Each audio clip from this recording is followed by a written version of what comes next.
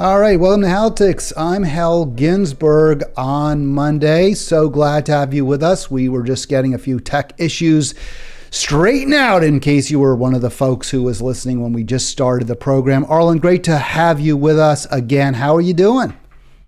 I'm doing just fine, Hal. Finally, we're on here. Yes, we are, and we hear each other, and I'm not hearing myself, and then again and again and again. So we got a lot of topics. We're going to get right into it, Arlen. And we often debate, we often disagree on issues, but I think we're on the same page. Certainly when it comes to this Georgia indictment, I think Trump's in trouble, and frankly, he should be in trouble for what he did. We'll get to that later in the program. I wanted to set that stage.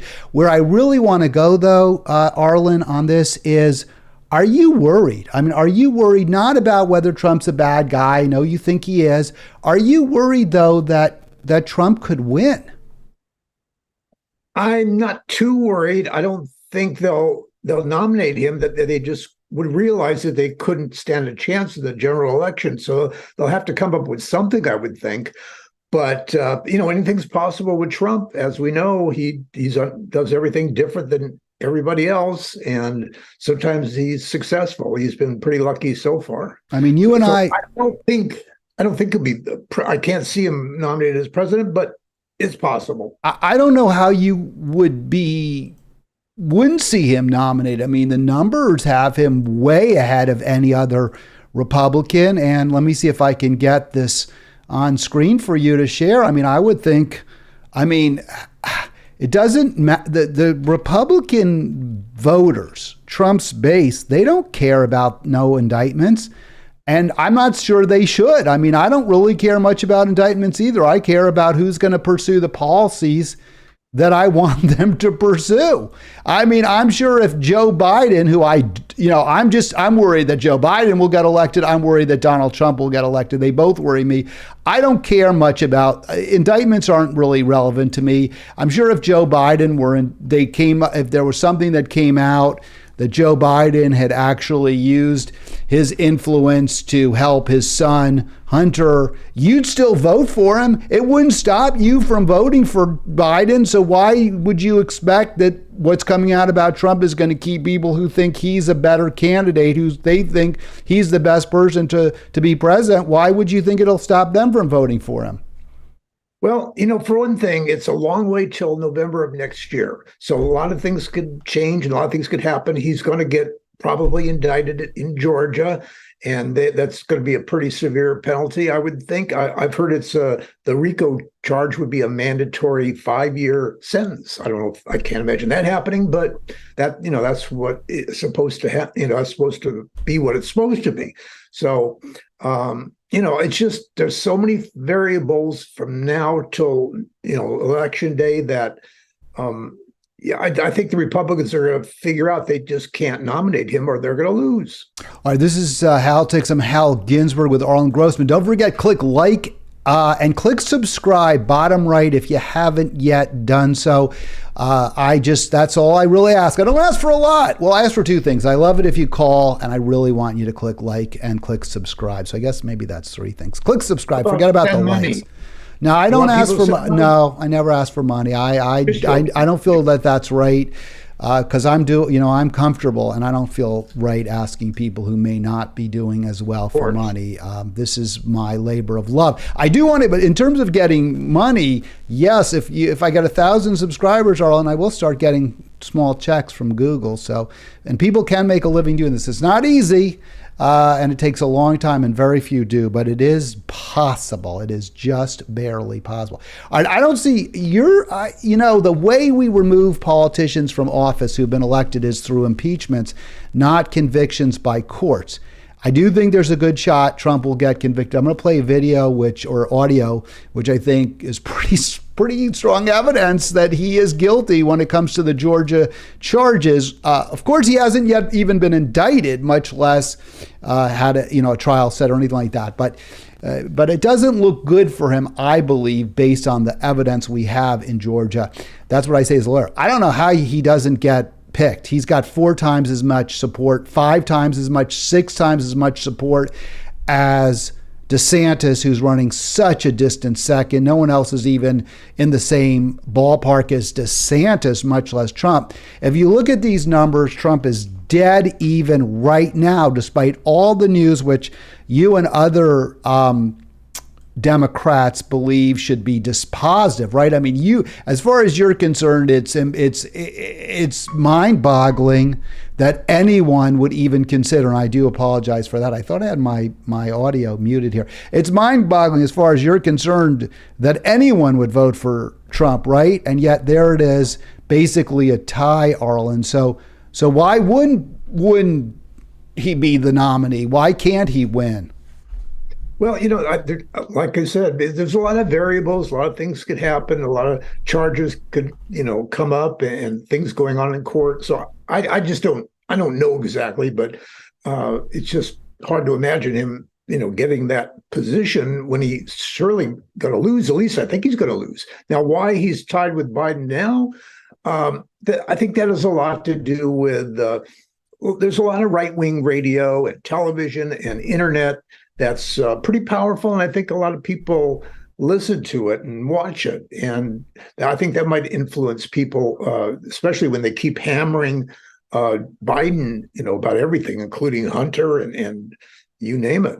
Yeah, but how do you respond to what I just said, Arlen, that even if Biden were indicted for influence peddling involving Hunter, you would still vote for him against Trump, right? You wouldn't even consider not voting for you wouldn't even consider not voting for Biden, even if he were indicted. And you would probably, and I'm not saying you would, but I would assume you would view it as a political prosecution, depending on how strong the evidence was. Jamie Raskin acknowledged that he is troubled, that they definitely need to look into, and I'm not making them equivalent, but people who support Trump would say, how could you possibly if you're going to ask me how I could vote for Biden, I could vote for Trump. They would ask you, how can you vote for Biden if he's indicted? Well, first of all, there's a big difference between Donald Trump and Joe Biden. Joe Biden. Well, that's your perception, but again, you're looking at from Arlen Grossman's views, not from the Trump supporters. Objectively, Biden's been there in Washington for decades. He's been clean. There's no evidence that Hunter Biden has anything to do with Joe Biden. And so I just can't imagine him being indicted, number one. And number two, Trump has had just an entire history of getting into trouble. And, it's just overwhelming. And I think people realize that, and they're kind of tired of that. So I think things could change. You might see somebody like Tim Scott go up in the polls, or Chris Christie, or somebody, start making some headway. And so there's still a lot of time. Well, I want to agree with you, Arlen. As much as I criticize the Democrats, as much as I don't, have any real brief for them, I agree with you. I think that what we know Trump did, based on those recordings with Raffensperger, among other things that he's done, I think from a purely moral standpoint is worse than what we know Joe Biden did with respect to Hunter Biden. It does appear, I think it's clear, Hunter Biden did everything he could to take advantage of his relationship with his father. But so far, there just is no real, I won't even say, there isn't, not just not a smoking gun, there isn't really even a gun that indicates to me that I've seen, and maybe I missed it, and maybe I'm looking too much at, traditional, quote, liberal, unquote, media, but it doesn't seem to me that there's the evidence that he's complicit in terms of influence peddling, the way clearly Trump was guilty when it comes to election, interference at a minimum with the presidential election in 2020. So I think it's fair to make that point. Well, I think Biden's very smart, and I think he's very carefully avoiding getting involved in any of Hunter Biden's business interests. They were saying that he spoke 20 times with people from Burisma or the people that Hunter was involved with, but he didn't mention anything about the business. It's always the weather is great and this and that. but he carefully seemed to want to avoid anything to do with business. I mean, it is Washington's a swamp. I'm certainly not going to say that Joe Biden comes out of this smelling like a rose. He doesn't in the least. There were lots of things he probably should have done differently when it came to his son, and of course his policies I'm very, very much opposed to. But when it just comes to the question of committing crimes, I don't think the evidence supports claims that Biden acted in a criminal manner. I'm certainly not going to make apologies for him. So let's show, and we got so much to get to. Let's get to what I think really does hurt Trump from a criminal standpoint. Where I don't share the view with you, Arlen, is that this somehow is going to hurt Trump. I don't think it's going to hurt him with his base. Yes, if he's found guilty of in Georgia, where I think the case is strongest, that certainly would justify, in my view, impeachment. But he's not going to get impeached because the Senate is never going to go vote 2/3. There just aren't going to be 67 Democrats who are going to vote in the Senate to impeach him. Who would be impeached? Who are you Trump. He's not president. How can he be impeached? Well, he was president, and the threat of impeachment would be certainly enough, I think, to get the Republican Party to replace him if he wins the nomination. But I don't see why you think he won't win the nomination. That's where I think we very strongly disagree. I think he's the odds-on favorite by a lot to get the Republican nomination. Well, then let's wait and see, Hal. Like I said, it's a very long time, and I think things will happen. And also, the good thing about the Georgia criminal possible indictment is that it could be very well be televised, and Trump will be, charged with some RICO type charges, and all these other people that associate with him, like Giuliani and so on, will also be indicted. So I think it'll start piling up, is what I'm trying to say. And even most Republicans, especially the independents and moderate ones, will not, just have enough after a while. They'll say, that's it. That's enough. Well, certainly possible. Call in if you have an opinion on this. Would love to talk to you. 240-363-7190. Okay, Arlen, I got a clip. This is not a video. Last time we'd like to do videos. Here's a clip. This is an audio, and I think this is what I would call a smoking gun. I did prosecute, but not criminally. I did family court. Here is the call to Secretary of State Ravensburger by Trump. And it's very damning. And, look, I have always been critical of what Democrats have said and done with respect to Trump. I think a lot of it is hyper-partisan. I think a lot of it is personal rather than policy-based, because the policies that Trump have pursued, in my view, have not been particularly not represented a sea change from what either Democrats or Republicans have pursued. In some cases, have been arguably better. But I don't know how you get around this if you are a partisan of Trump, or you want to say, well, Biden is, when it comes to criminality, not when it comes to policy, because I think the policy arguments you can make for Trump are some of them are fair. But when it comes to criminality, I don't know how you can defend this. So I'll play it for you. Let's see if we can get this. Sure. Let's see if this will work. It says trying to connect. You got to love when you got to trying to connect. And there goes my other slide deck. Let's try it one more time here. There we go. Everything is so hard. We have won this election in Georgia based on all of this. And there's nothing wrong with saying that, Brad. Having a correct, the people of Georgia are angry. And these numbers are going to be repeated on Monday night, along with others that we're going to have by that time, which are much more substantial even. And the people of Georgia are angry. The people of the country are angry. And there's nothing wrong with saying that, that you've recalculated. Well, Mr. President, the challenge that you have is the data you have is wrong. Now, do you think it's possible that they shredded ballots in Fulton County? Because that's what the rumor is. And also that Dominion took out machines. that Dominion is really moving fast to get rid of their machinery. Do you know anything about that? Because that's illegal. This is Ryan, Germany. No, Dominion has not moved any machinery out of Fulton County. We're having. Well, but have they moved? Have they moved the inner parts of the machines and replaced them with other parts?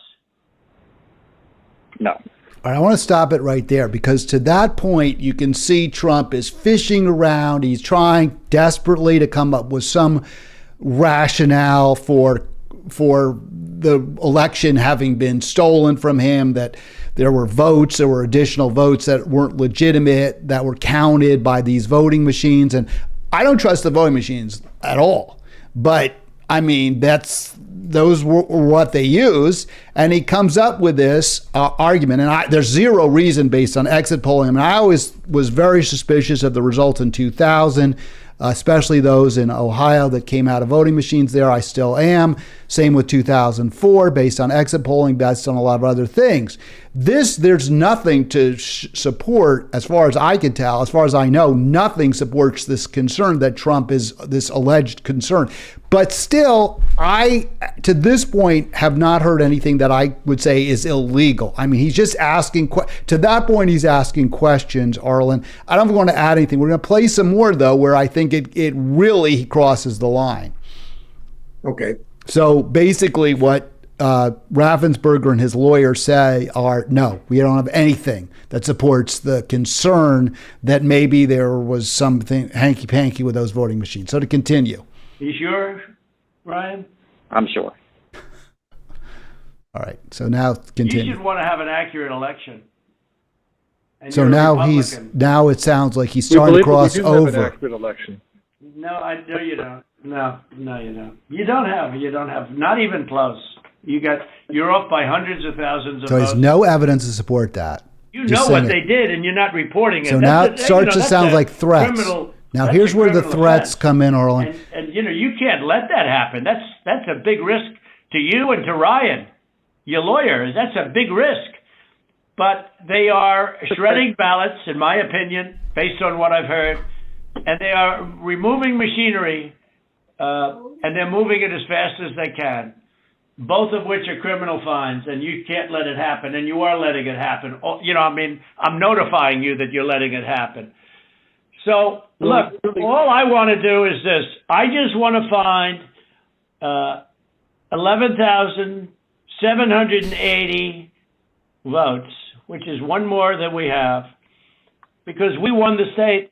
All right, I'm going to stop it there, Arlen. There's more, but and I'm not proving that's dispositive necessarily, but when you factor in all the other evidence, that's a prima facie case. That justifies indictment, in my view, not including everything else that will probably come out. Let me say one thing about all of that, Hal. The only reason that people think that the election was stolen or was something improper was only because Donald Trump said it. There's never been any evidence. There's no one else has said it, but Trump said it, so his base will just believe everything he says. And that's really the only reason that he's allowed to say it. We have freedom of speech. I mean, Hillary Clinton made up out of whole cloth a theory to justify her loss, which was that somehow Trump conspired with Russians to throw the election to him. So I mean, it's the same. It's equal. Well, it's equal BS. You're allowed to. I think there's some justification. I think there's some justification for what Hillary said. Well, they haven't proved, that Russia, was coordinated exactly. They poured a lot of effort in. It was a few $100,000, was very de minimis, no real impact. And countries are always trying to, we don't know that what Israel did. We don't know what China did in 2016. We don't know what France, England. There are people from all those countries who probably were trying to weigh in and influence the election. So no, I'm not gonna entertain that. I'm making the point that this is what political parties do. What we don't have any evidence of is that Hillary or anyone else made calls trying to cajole election officials into, quote, finding votes that aren't there. So this is where I draw a very firm distinction. Oh, sure. That's very damning what he said to the Georgia Secretary of State, wanting 11,000 votes. No question. No question. So he's clearly in trouble criminally. But I'm going to get back to my question again about whether you're worried about the ultimate results here. And let me go to this, Arlen.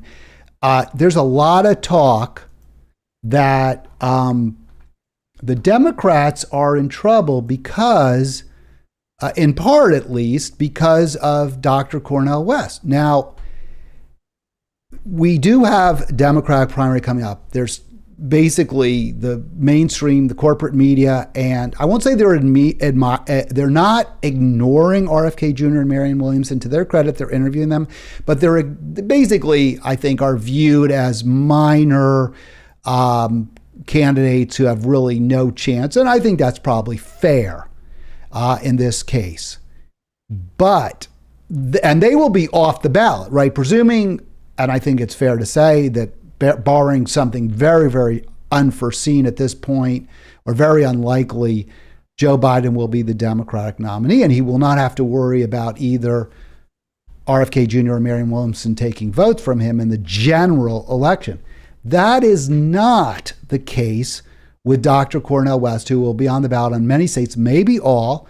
The Green Party has managed to get a lot of people on a lot of state ballots, including in 2000, Ralph Nader, who I do believe ultimately caused the worst president, certainly of the 21st century, to be elected, and one of the 2 or 3 worst ever to be elected, George W. Bush. So are you concerned that Dr. Cornel West could play that same role, called a spoiler? I would say if there's a spoiler in the election, it will likely be Joe Biden who will spoil Dr. West's chances. But from your perspective, do you worry that Dr. West has a real shot at spoiling the election for Joe Biden, the Democrats, and I'm sure you would say the country as a whole? I don't think Cornel West has that much clout or that much, popularity to do that. But in every election, there's always going to be somebody that's going to be a third party candidate or an alternate candidate or something like that. And it's impossible to, prevent that. So, that could be something that'll come up. But I don't see any of those people getting very many votes, certainly not enough to derail Biden. Do you think then that the claims or attacks on Nader for throwing the election to Bush, or that you also hear all the time that Jill Stein is responsible for Trump, do you think those are fair? Well, yeah, I think I was reading recently about Jill Stein and how she took votes away in those important states, in 2016 that Trump was able to win barely. So, obviously, these things can be a problem, but I just don't see anybody, that's going to take over from, Biden. He's just very strong right now, except for the age factor might be a problem. If people don't like the idea that he's 80 some years old, then that could hurt him too. Yeah, but what about Cornel West taking just enough votes from Biden the way Jill Stein did from Hillary? Why do you think West is less of a threat, if you do think he's less of a threat? I mean, you're the only one that I think of that really talks about Cornel West. And I just don't think he's that popular or influential, but anything is possible depending on how close the election is. And he could conceivably spoil it, or some other candidate could spoil, All right, let me play this clip, because you said I'm the only one who talks about West. So here's someone else talking about Cornel West, and she has a bigger audience than I do, Brianna Joy Gray. Cenk Uygur and Kyle Kalinske both say, like, we founded you to be adversaries of the Democratic Party. Your failure to do so is exactly why you can't raise money anymore. Because progressives who are giving you their last $7 an hour of their pay, people who are working class, did not want you to get in there and pat Hakeem Jeffries on the back, even though he has spent his entire career, or the most recent years of his career, trying to unseat you guys from office. If you're more cozy with him, as the Freedom Caucus is fighting their establishment wing, if you're throwing your arms around Hakeem Jeffries, why on earth should I give you my last $27 when you made it obvious that you're not going to fight for me? And so I think that Cornel West, his presence in this race is really giving that disaffected corner of the left a place to latch onto. And it's also giving, I think, some black voters who might not have identified as leftists or even as a part of the Bernie movement, generally speaking. All right, so cut that off a little too soon, which I'm sorry about, Arlen, but you heard enough. You heard what Breonna Joy said, which is that Dr. West gives that disaffected corner of the left, of course, I'm in that corner, a real option. And because he's African American, and she goes on to talk about this, I'll just give the synopsis. Because he's African American, because he talks specifically about the challenges facing the African American community and the ways that, in her view and Dr. West's view, and I would agree with this, Biden has let down that community specifically and all poor, struggling, and working Americans. He could really pose a challenge to Biden in communities where he's already seeing slightly less support in the past, specifically African American men. Well, that's possible, Hal. And inevitably, like I said, there's always going to be somebody that the progressives are going to latch onto who, don't want to have anything to do with Biden because they want somebody that's more strongly progressive. And so there'll be somebody, I don't know who it will be. It might be Cornel West, or maybe, AOC or somebody, it's going to also, maybe. Well, it won't be AOC. Let me just interrupt you there because she's already endorsed Biden. Okay. But you know what I'm saying. There's going to be somebody on the left that's surely going to challenge Biden and might hurt him if the election is close. I'm kind of hoping it won't be close. I can see a possible Democratic route, but maybe I'm just overly optimistic.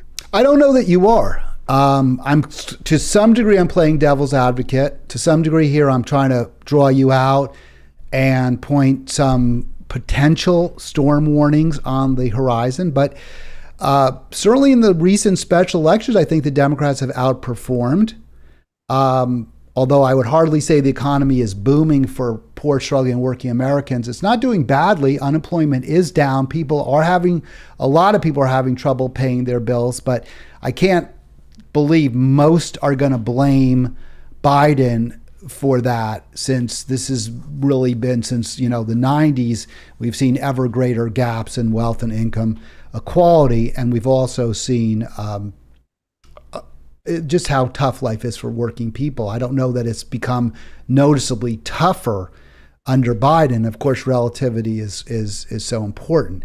So I wouldn't be shocked if Biden did win by 5-6 points. I think that's the biggest gap you're going to ever see in an election. I think Obama won that maybe by 4 or 5 against Romney. So that wouldn't shock me. But the flip side of that, Arlen, I would not be shocked at all if we're all up late on Wednesday morning after Election Day, and it does come down to a few states which Trump might win because of votes that went to Cornel West. Now, that wouldn't bother me. What I would want the Democrats to do is foresee this in advance and move forcibly to the left on economic issues and move for peace in Ukraine. I think the issues that really are going to hurt Biden, to the extent they do, are a realization by the American people that this recovery has largely benefited the elites, as they always do, and that endless war is not helpful to poor, struggling, working people who bear the brunt of the costs and the fighting of it, even though we're not officially at war with Russia. I think we'll there's see a lot of if that reason. happens. Yeah, I think there's a lot of reason to vote for Biden. I think he has done fairly well. The economy is objectively doing pretty well under him compared to other countries around the world and so on. And he's done well keeping countries together for Ukraine.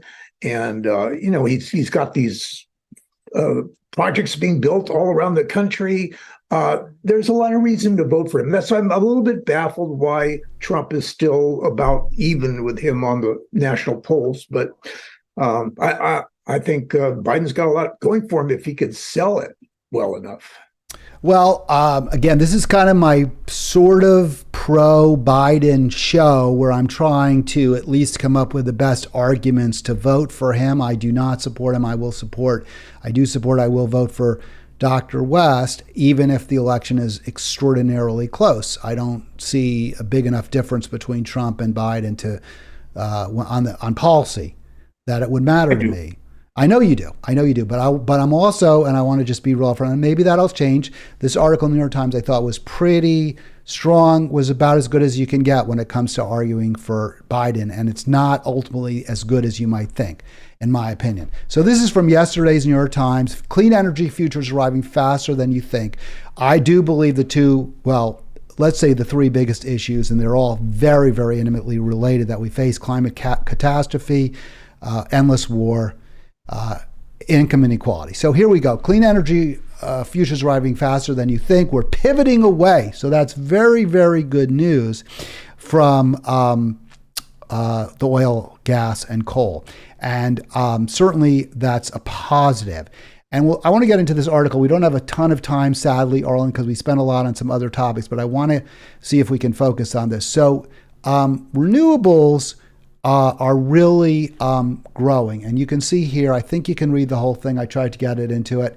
Wind and solar power are breaking records. Renewables are now expected to overtake coal as the largest single source. Now, it's interesting. They say renewables, which I think is a little misleading there, because if you're going to use renewables as a source, then I think you need to use fossil fuels as a source. I don't know that coal, oil, and gas won't still be the number one source of electricity versus renewables, but in any event, it's good news. We're making more and more electricity with the wind, with the sun, with geothermal. It's definitely a trend. Excellent. That's for sure. It's a trend in the right direction. Yeah, it really is. No argument.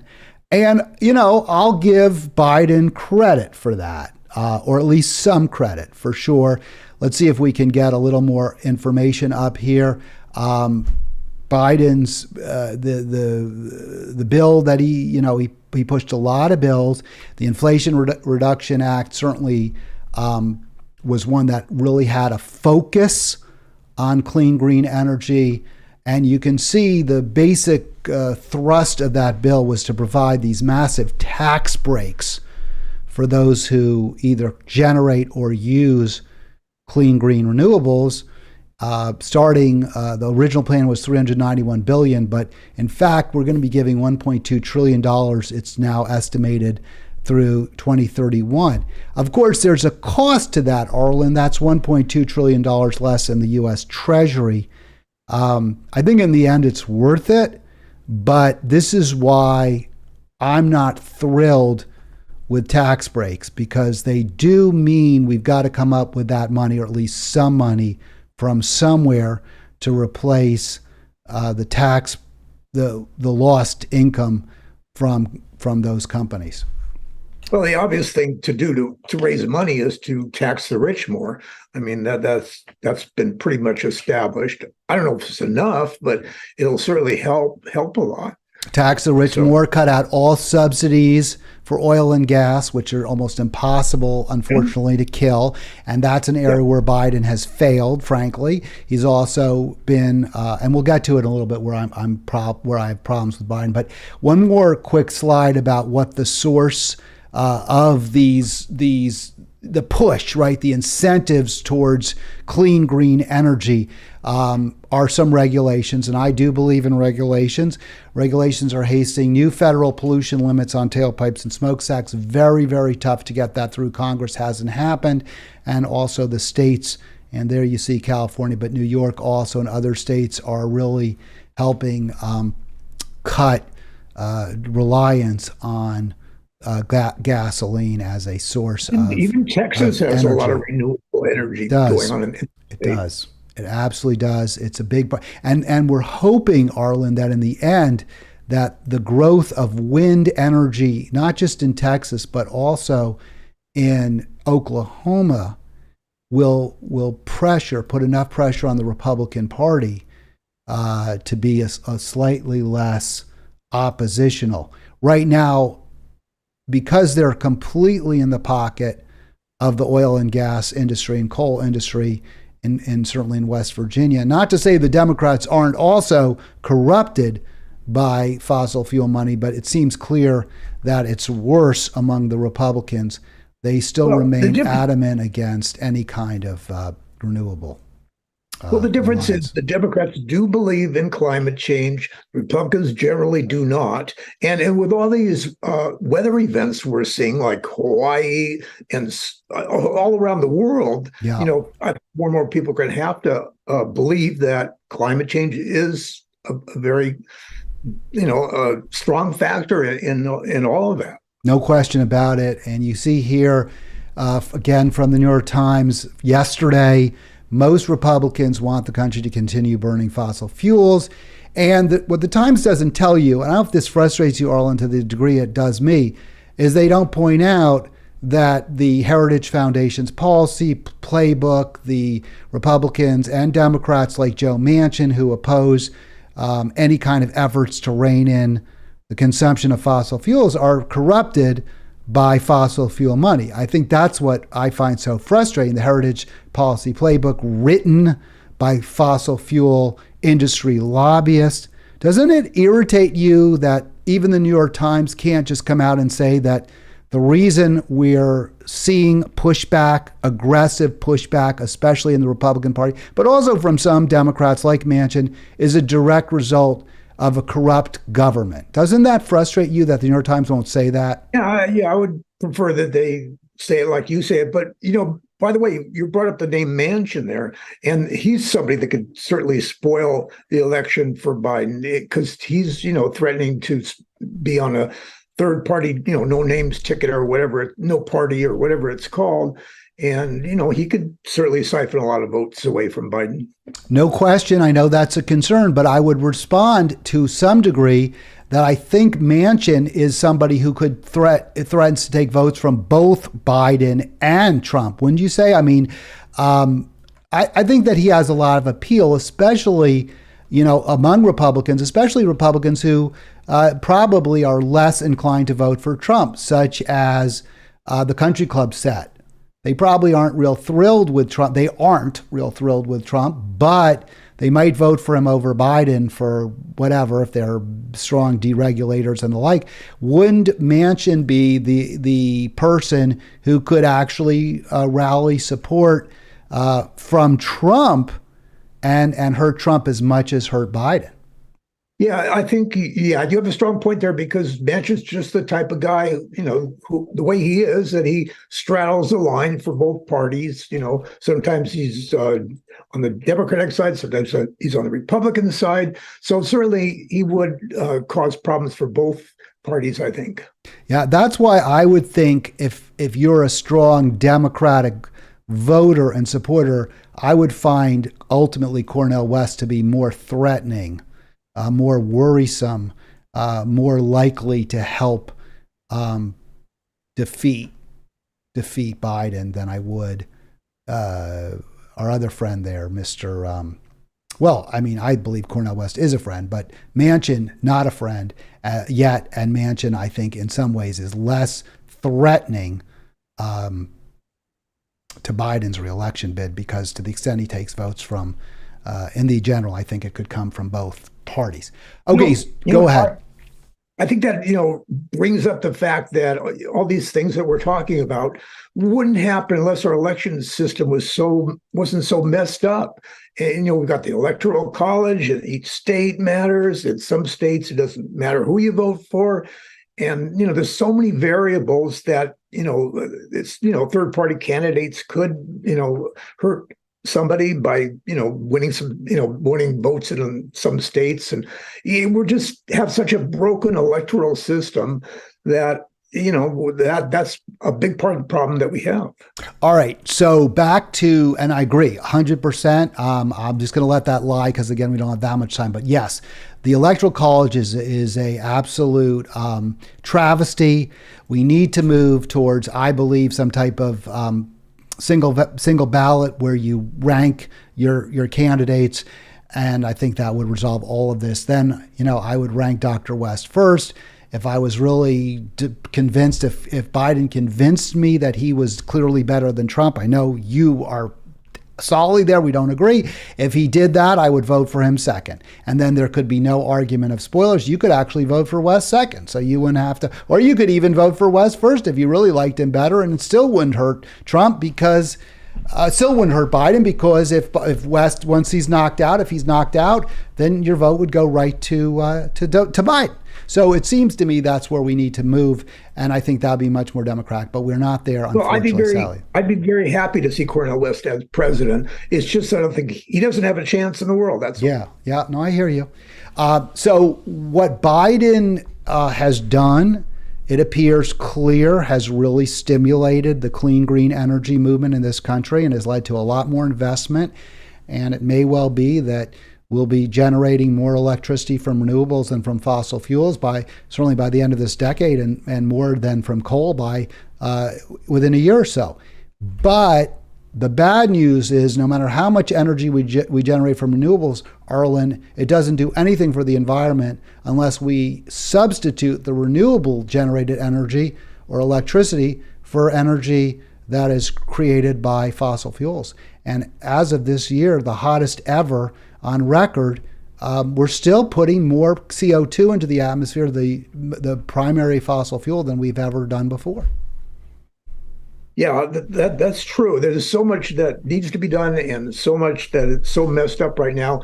And I just sometimes, when you talk about the future, I wonder how much of a future we're going to have if climate change keeps doing what it's doing. It's going to, might shorten the human lifespan, as well as our weapons of mass destruction, which are all over the place. 7 or 8 countries at least. And, we're not doing anything about that. So, I worry about, our future of humanity. Yeah. And I mean, that to me is the biggest argument for West, is that to the extent that Biden is pursuing some positive policies, they're not having anywhere near the impact we need them to have, which is a forcible move away from fossil fuels. And that isn't happening. China is still putting more coal-fired plants online. The fossil fuel industry remains incredibly profitable. That may change very, very quickly. I'm not saying it won't. I'm really thinking a lot about this because it is relevant. But, Biden did some things I've talked about a million times, but the dirty deal, debt ceiling deal, where he greenlighted that that pipeline, that Mountain Valley pipeline, was totally unnecessary, as was the drilling in Alaska. I mean, I don't get it. I can't get by that. I'm sorry. We talked about, and I know you want to, maybe you don't want to respond to that. I mean, I know you're troubled by it too, Arlen, but in the end, it's a shading issue. It's how serious is this or how serious isn't this?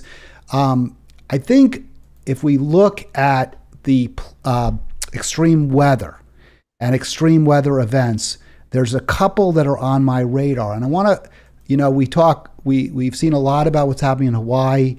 It's an American state, but here's extreme weather in China.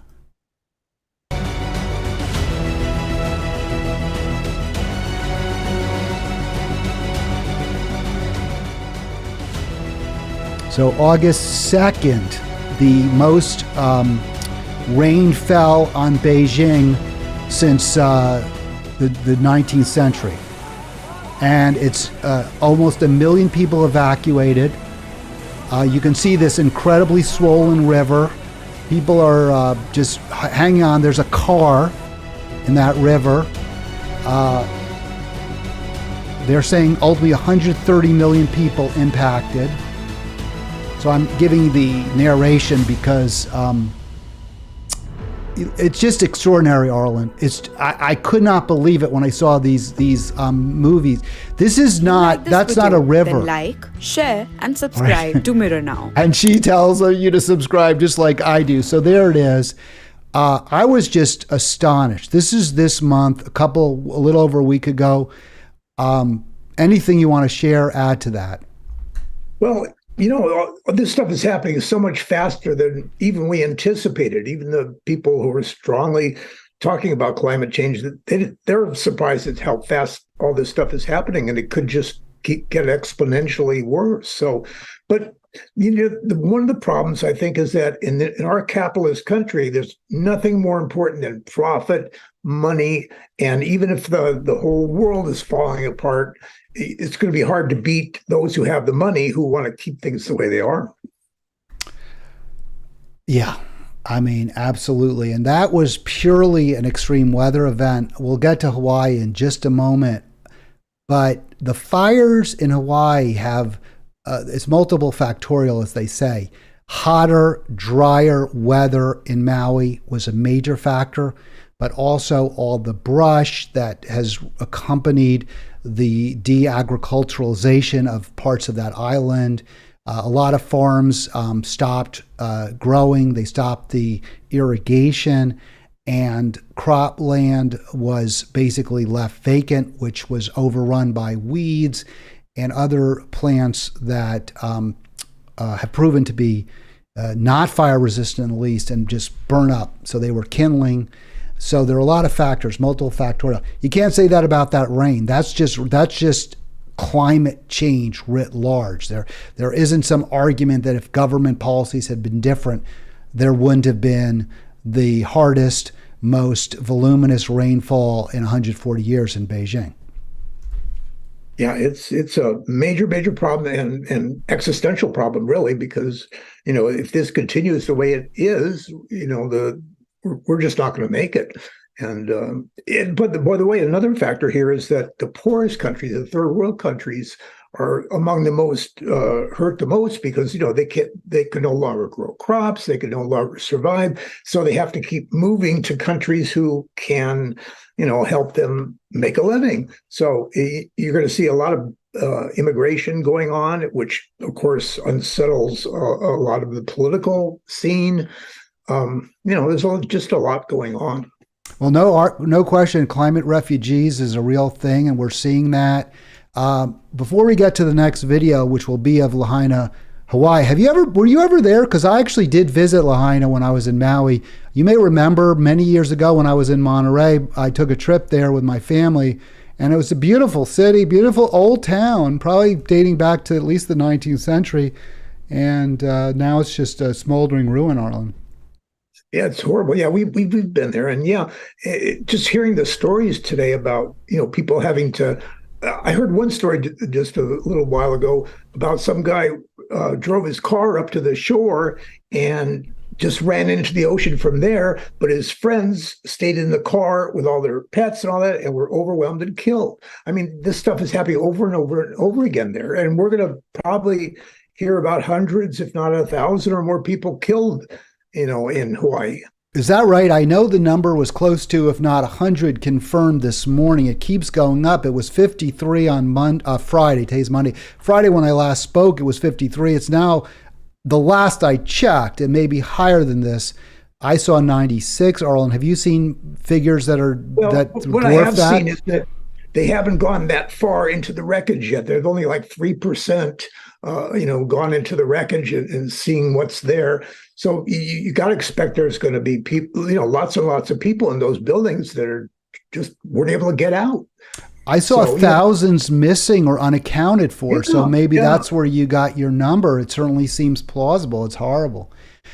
All right, before we get, I do want to show a quick video, but I also, you know, people often criticize me for various technical mistakes and et cetera when I do my best. I know, Arlen, you wanted me to look back into the crystal ball and bring Coach back and have him come on here and help me with my tech problems.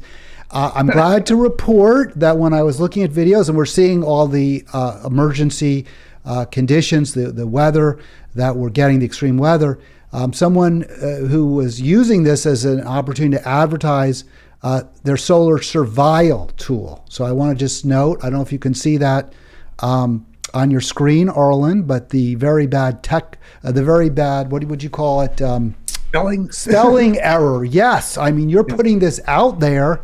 And so the point is we all make mistakes. So there it is. Solar survival. I don't know what that tool is anyway. Do you? I don't. I think I have no idea. I don't know. I didn't watch the video. I never watch those ads if I can avoid them. But I would think if you're cooking something, if you're going to buy ad time on a CBS morning news or NBC or whatever it is, and we'll get to that in just a second, I think you'd want to be pretty sure to get your spelling right before you'd post it. But look, we all do this. I make mistakes. I went over your name there, Arlen Grossman. And this is where I'm going to give you and folks who are listening, Cornel West is not spelled like the university. He has one L. It's one L in Cornell, not two. So there is a correction, but yes, it's one L. All right, here is Hawaii. Let's play this video. And there's better days in Lahaina. Maui's historic gem, and once the capital of the Hawaiian kingdom, now lies in ruin. Homes, businesses, and hotels, 80% of the town smolder for miles along the Pacific coast. A pileup of charred cars frozen in place by racing flames show the panic and desperation that hit these streets after many became trapped. Beat the horn. The wildfire that ripped through this American paradise on Tuesday caught everyone off guard. Kind of had no idea what was going on because we had, no cell service, no TV, no internet. Residents say evacuation orders were never issued, neither were text alerts. Some people so desperate ran into the ocean. All right, so there it is. Yeah, the ocean, and I got to figure out a way to have it be less abrupt, those transitions. I hate when it does that. Arlen, this is a problem here for me politically, like putting aside all the human tragedy. Hawaii is one of the bluest states in the nation. And from all reports, and maybe they were clearly caught off guard, it does not appear that this blue state run by Democrats has done a estimable job responding to the human tragedy. What does that say when we try to convince people they should vote for Democrats? Well, yeah, there's going to be a lot of investigations and a lot of, we'll find out why they were so ill prepared, because they really were. I keep hearing about hydrants that wouldn't work and all these terrible things. They were totally caught off guard, and there's really no excuse for that. They should have at least had some kind of plan in place. Yeah, it's, I think the defense I would make, and this may not be true, so I would make it if it weren't true. But unlike California, which has, 3 centuries now of fighting fires, right? I mean, California has always been a state where fires consume vast swaths of land, even before it was settled. But now, for sure. So maybe in Hawaii, this just hasn't. They just were totally unready for it because it hasn't been a problem. Well, we'll find out, I'm sure, because there's going to be a lot of investigation into this. I mean, I would be surprised if they hadn't thought of it. I mean, just thinking back when I was in Hawaii, it looks a lot like California. It looks, a lot of the grass and everything and parts of it, and there are desert regions. You'd think they would foresee this could happen.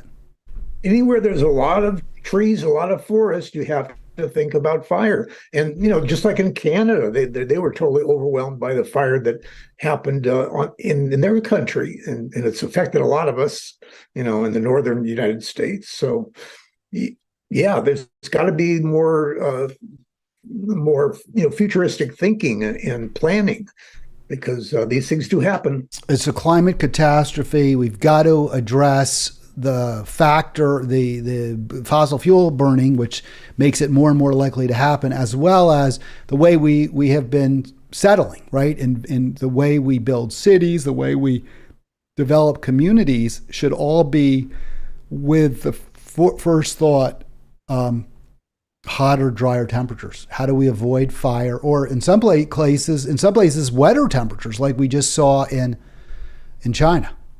And you get both, because you get these massive rainfalls in very short periods of time, and then you get long periods where there is little rain and there's drought. And I think one topic that we should probably discuss on a future show, Hal, might be population. I think that's a big factor into climate change and a lot of other things, and people don't talk about it. Yeah, absolutely, we do. I do talk about it. I was going to even ask you, I mean, and I used to talk about this a lot, about having kids, and if given the impending climate catastrophe, if it was a good idea. I always have been skeptical, dubious about it. I love my kids. I'm glad I had them, but I think it was a selfish decision. I got to say, I don't think they should have kids, Arlen. I just don't see it at this point, unless we see a massive sea change in the way we address this existential threat. And also because when you have children, especially children, if you're in a wealthy country and you're privileged, you're taking far more than your share of resources, of scarce resources. Well, I think a lot of people are thinking in those terms now. A lot of young people. I think our birth rate is probably down. I haven't checked the It's been on a steady decline. There may have been a little bit of a baby boom after. Certainly, when economic times are tough, people have fewer kids. We've been seeing some growth, but again, it's very wildly varying, with some groups getting much more of the growth than others. There may have been some population growth in the 20s, but 2010s, but then again, COVID, I think, put a kibosh on that. People thought there was going to be a boom too, because there were more people were staying at home more, so they thought they had more opportunity. I'm serious. I was reading about this, yeah, I know. But there was also depression, right? And depressed people have sex less frequently and are less inclined to want to have kids. So even though they might have been home and had more opportunity to procreate, they weren't taking advantage of it. The problem is that governments don't want to do anything about population, about overpopulation. Nobody wants to really make any laws or make do things to make it improve, to help to reduce birth rates, right? Because also corporations view population growth as driving consumption, which they want, and also means more labor competing for scarce jobs. More workers competing for jobs means lower wages. So they win on both counts. It's a win-win for the corporation if there's a lot of people out there. Also, you got to think about religions too. Yes. Catholic Church and so on. They want more people. That's and right. They're not going to say let's control it. You're 100% on that. More people in the pews, right? More people in their seats. More Orthodox Jews in the more Orthodox Jews that you look out from your pulpit seeing in the seats. So those are all factors that we have to address. Well, that's another topic we should get into, Israel, but another time. Arlen, it's always a pleasure. I learn a lot from you. I appreciate your coming on. Let's try to do this again on Monday. As long as you're there, I'll be. As long as we can figure out how to do this. I don't know. It's always a try. Believe you me, it's not just with you. I have trouble with all my guests. But we've got more guests coming up tomorrow. I've got Diane. I've got a new first-time guest, Diane Morgan from Ohio. We're going to talk about Arlen real quick when we billboard this. The very nice win when it came to defeating the Republican plan to make it harder to protect abortion rights and reproductive rights in Ohio. That was defeated. We're going to talk about one of the people most responsible for that defeat, meaning a win for us, and that's Diane Morgan. Well, that's a helpful trend. It's very nice. And also going to your issue of population control. Arlen, we'll see you next week. I'm going to shut his voicemail. You can still see him, but now he can move his lips and you won't have to hear him. And I guess I won't either for another minute or two. We'll be back tomorrow with Diane. Thanks all for being here. Have a great